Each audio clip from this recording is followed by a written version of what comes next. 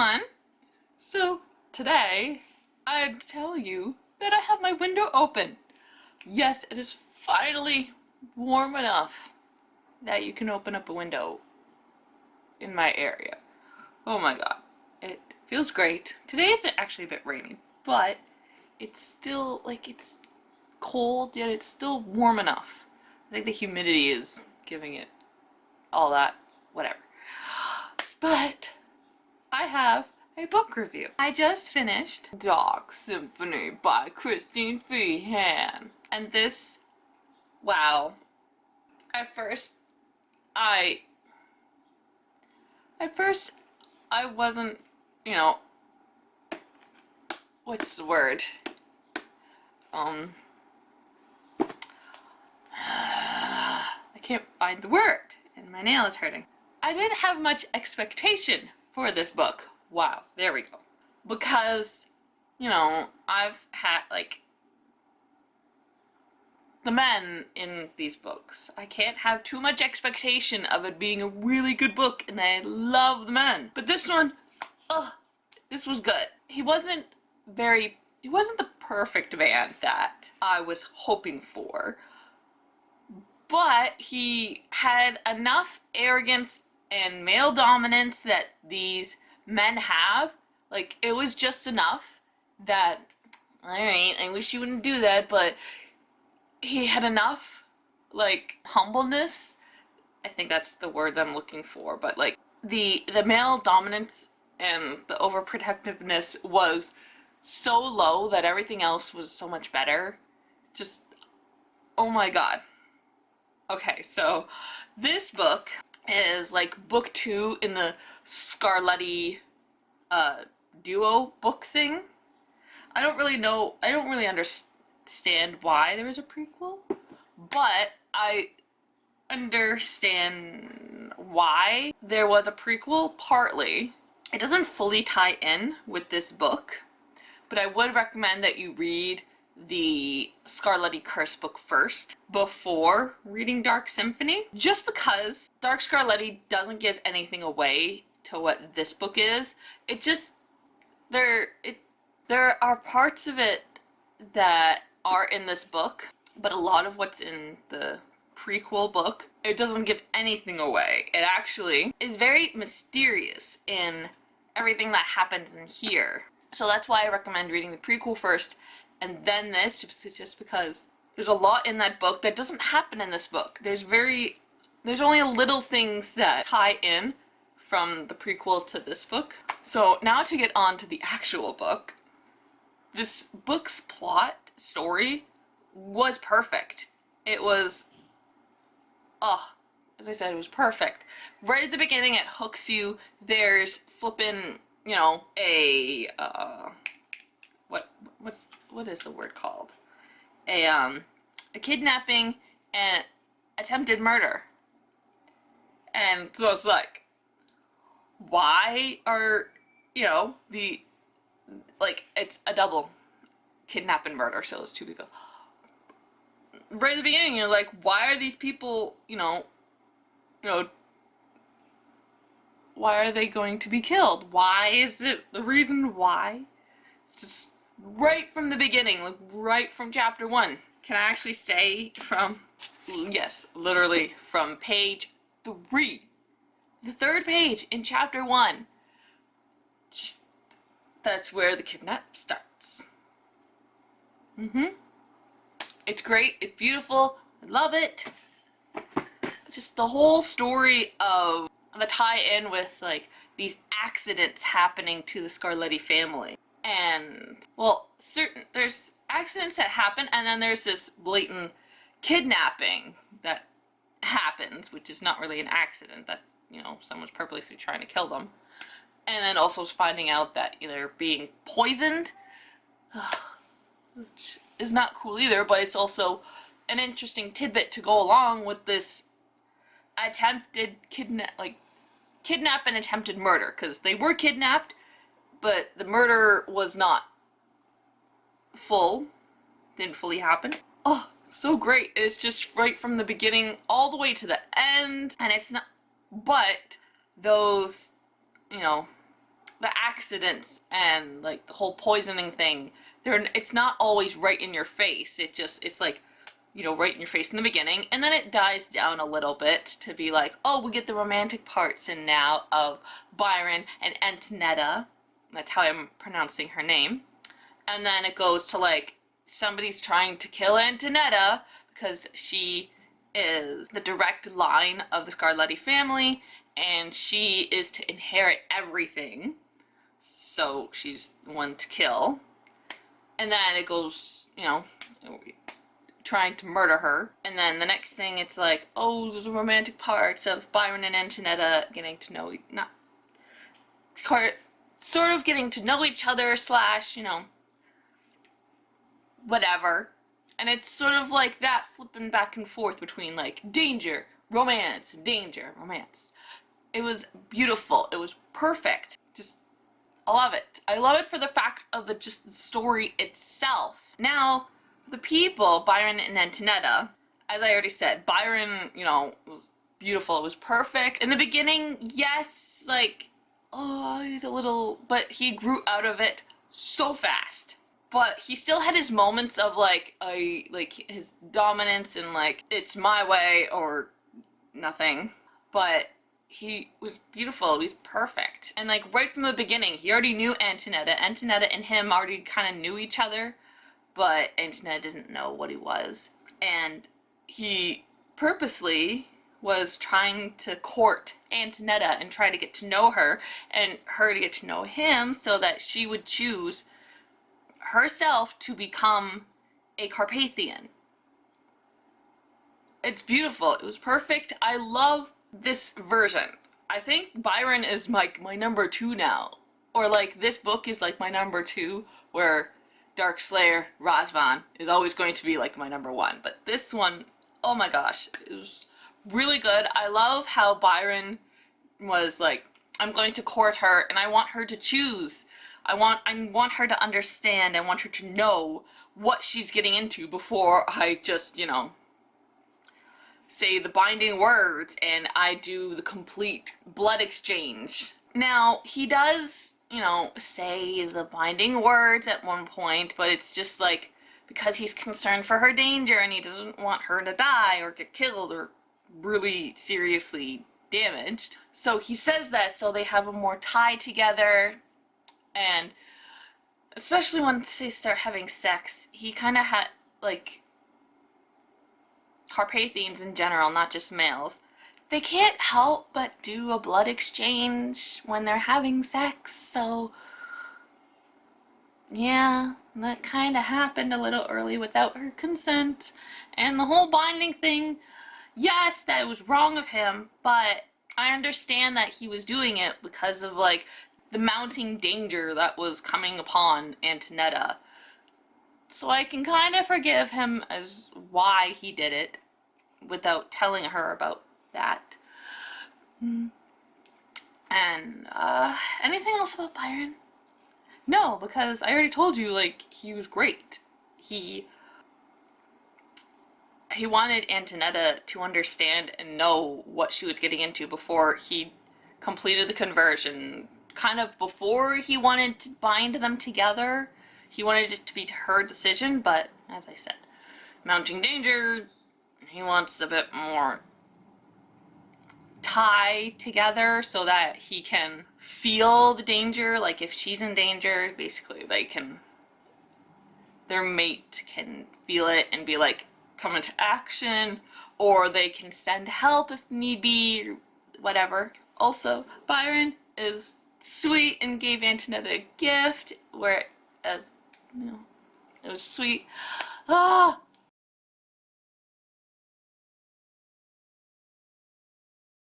And now on to Antonetta. Wow, that name is a mouthful trying to say, but I really like her character. She's a strong, very independent character, and she kind of had to be because she was made blind. Does it say here? Yeah, blinded and scarred. I said that back there. So yeah, she was blind. She was blinded at a young age, and she's had scars around her eyes for, I don't know, like, it was involved in a explosion, but like, whatever. She never thought she would find a man that would want her for herself because of her personality, the way she is and what she is and whatnot. Not the fact that she's a Scarletti and she, you know, has lots of money and he won't even get the money because of the prenup. And so, because she was blinded at a young age, she had to, you know, be very independent and try to get around the world without being able to see. So she's a very independent, as I keep saying, a very independent character, and she doesn't like relying on other people. She doesn't like being vulnerable because that means she has to seriously depend on other people and they can take advantage of her. And throughout the whole story, like, you know, that does come up, but everything does get resolved. And at first she was like, when Byron sort of brought it up, she was like, I don't want that, but then he brings the dog and is like, oh my god, it's so sweet. No one ever thinks of, you know, giving me a gift, or really thinks of me in that way. She was a very interesting character. I haven't seen that kind of independent, like, I don't need anyone. And like a lot of the women that we've read about recently have been like, I don't need a man, I'm an independent person. Like, but this Antonetta is like not notches higher than these other women that I've read about. And I like that about her. And her being blind tied into with that kind of makes it that not higher. It just adds to that mix, and I like that about her. But there's one thing, it's a small thing, but it's really the only thing I didn't like about her, is that she was very accepting of like a lot of the stuff that Byron said and would do, and just like very accepting of the fact of what he could do and what he was showing her.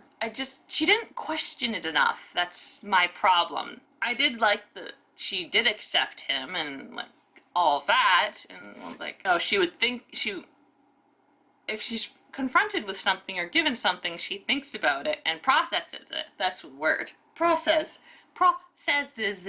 it, and then comes to her own conclusion, which is kind of the thing that Byron really loved about her, apparently. Yeah. I just wish she would have asked more questions and confronted him, like, why should I be, like, she just shouldn't have accepted it so readily, that's all. But I can understand why she might be more really accepting, is because we are introduced more heavily to the Jaguar line. Yes, and that's, does it say here? No, but, you know, the Scarlettis apparently are part of the Jaguar line. Yes. And it's interesting how this all happened, and for the fact, one thing is that Kristin Feehan, I'm just going on my computer right now because you're behind it, I believe she actually writes a Jaguar series. I just gotta bring up her thing. That's not it. I want that because I have a bunch of tabs. And like, I asked, well, what, okay, this is not exactly what, this is weird. Oh, I don't like the new website that they made. Oh, okay, that's that. Okay, why don't we just go, oh, sorry, not the Jaguar, it's a leopard series, that's, let's go. Why are you, oh my gosh. It's not very good with this website is not very good with its scrolling. But okay, so this is not tied in at all to what I'm reading, because this is a leopard series and what I'm reading is a Jaguar series. I should probably find out about the whole thing of leopards, if they're similar to Jaguars. I doubt it, because the Jaguar line, apparently the males just mate with females and then leave them. They're not very family men. But I will say, these are not like pure Jaguars. They're diluted, but some of them are males, but I won't tell you who, but one of these males is like kind of full-on jaguar. They could have the ability to change, but they're a real family man. They love their wife, they love their children, and they're sticking with them and very protective of them. So yeah, that's a very interesting fact. I doubt these people, because they already have family, they won't be really appearing in other books except for finding out how these jaguar genetics help, if at all, with the Carpathian genetics. And I think that's a really cool addition. Though I need to read a book about the leopards or go on her website and read more on that. I have to go through her website again because they updated it. And I really don't like it because it's just a weird interface. But anyway, yeah, that's really all I gotta say. Like the family, also, actually I have one more thing. The family dynamic of this story is really cool too, like that added to the story. And like how, I can't really say much because I just want you to read that family dynamic, but it's interesting how it integrates into the story and with how they interact with Antonetta and her relationship with Byron and whatnot. And then also, apparently the Jaguar line has spread out into the city, and there's a certain family that comes into the Scarletti family. Like, they have a few moments where they're talked about, and apparently they have some Jaguar in there too. And you have to read more. You have to read the book to find out about that section. But I loved everything, as I said, and I love the whole like danger, romance, and danger, romance. Oh, it was beautiful how it flowed. I never had a moment in this book where I really wanted to put it down. I wanted to keep reading. Well, the beginning part was a little, it was okay, considering how the other half of the book was like, it escalated. It was still really good in the beginning of the book, the first half, but the second half of the book was where everything just started to amp up, and it started getting more dangerous. So yeah. But generally the whole story was really good. So I recommend reading this, but I recommend reading the Scarletti Curse first. Yeah. And that, like, after you read Dark Symphony, you might want to feel the need to read the Scarletti Curse again, just because of the mentions in here. You're like, oh my god, that's what that means in the first book? That's what that was like. I had a lot of those moments in this book, so at some point, I don't think it's gonna be soon, not like the Ready Player One thing, but I do want to read the Scarletti Curse again, just because of the whole stuff you read in this book that actually ties in with like the first book. So yeah. And also, 2 days ago, I got book 2 of the Samantha Jellicoe series from the library. Yay! So I have Don't Look Down by Suzanne Enoch. And as I said, this is book 2 of the Samantha Jellicoe series. And I can't see how there's more in this series about Samantha and Rick, but so I'm gonna read the back here. The heat is on in Palm Beach, and Rick and Samantha are sizzling. Samantha Jellicoe is no ordinary thief, at least not anymore. She promised her significant other, British billionaire Rick Addison, that she'd retire from her life of crime. So no more midnight break-ins, no more scaling estate walls, no more dangling from the ceiling. From here on in, it's intimate dinners with Rick in posh Palm Beach, followed by rock your world sex. Who'd have thought that doing the right thing would turn out to be more deadly than her former life of crime? When the first client of her new security business is murdered, Sam is determined to find the killer. Now, if only she can manage to stay out of jail, resist her former associates' lucrative job offers, and keep Rick from sticking his nose into her business, she might just manage to stay alive. Because trouble isn't just walking, it's running. to catch up with her. Wow. This, I don't know, this is interesting. As I said, I don't know how the old Sam Rick story can continue, but it's this. How about you do things your way, and I'll do them mine? She stabbed at a green bean. And I'll solve this before the cops do. In fact, I'll bet you $100 that I put this all together before Castillo does. I'm not going to wager over something that could get you hurt. Ha! She retorted, shoveling in another mouthful and clearly perking up at the argument. You won't wager because you know I'm right. My method against the cops. Swallowing, she smiled darkly at him. Come on, Rick, bet me. Back up that hot accent with your big old wallet. Obviously, she was going to look into Kuhn's death whether he wanted to or not. Therefore, if he could use this opportunity to prove that her nefarious life couldn't get her results any better or faster than the police, it would be worthwhile. You're on, he said crisply, offering his hand. $100 that Castillo and legitimate police work will solve this case and find the killer before you manage it. Before you can manage it. It just goes right to chapter 1, but now there's this stuff. What the? But I have Don't Look Down.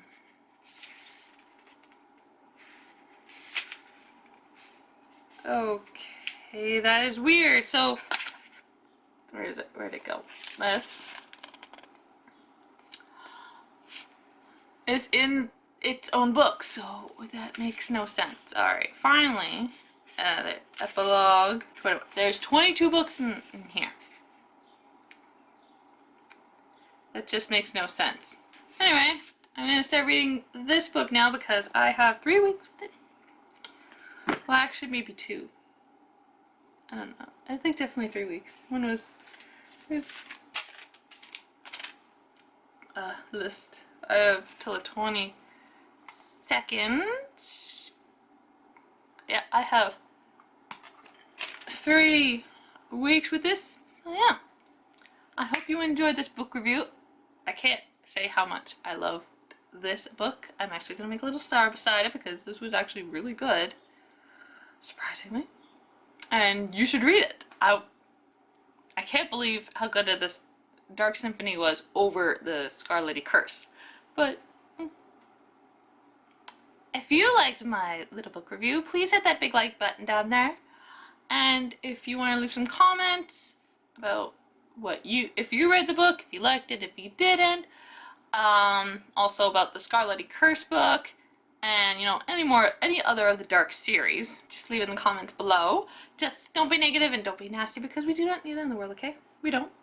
And if this is the first time you're watching my videos, please hit that bigger subscribe button down there by my picture for more book reviews, let's plays, hauls, unboxing, unbagging, something's coming up, bubble wrap, mail envelope, or a plastic bag wrap thingy, vlogmas, random vlogs, and random videos. I have no idea where to categorize.